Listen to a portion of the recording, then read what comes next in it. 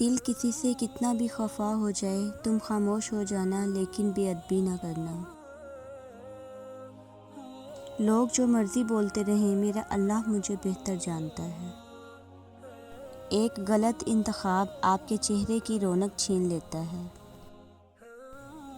حساب کتاب صرف رب نے صحیح لگایا، سب کو خالی ہاتھ بھیجا اور خالی ہاتھ بلایا۔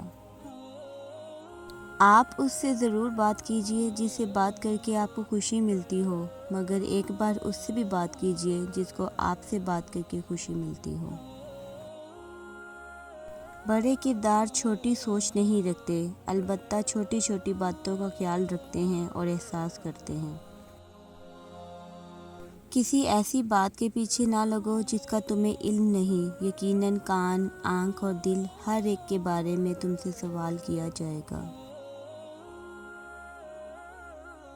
انسان کو اپنی تقدیر کے بارے میں اندازے نہیں لگانے چاہیے، ایمان کا حصہ ہے یہ، رب پر ہی چھوڑ دینا چاہیے اسے۔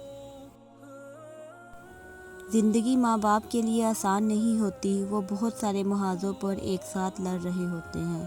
جب زندگی اتنی مشکل ہو تو غلطیاں ہو جاتی ہیں۔ جب عقل پر پردہ پڑتا ہے تو سب سے پہلے سمجھانے والا برا لگتا ہے۔ وقت اگر ایک سا رہتا تو انسان کی پہچان کیسے ہوتی؟ جہالت گہری نیند کی طرح ہوتی ہے، جگانے والے پر غصہ آتا ہے۔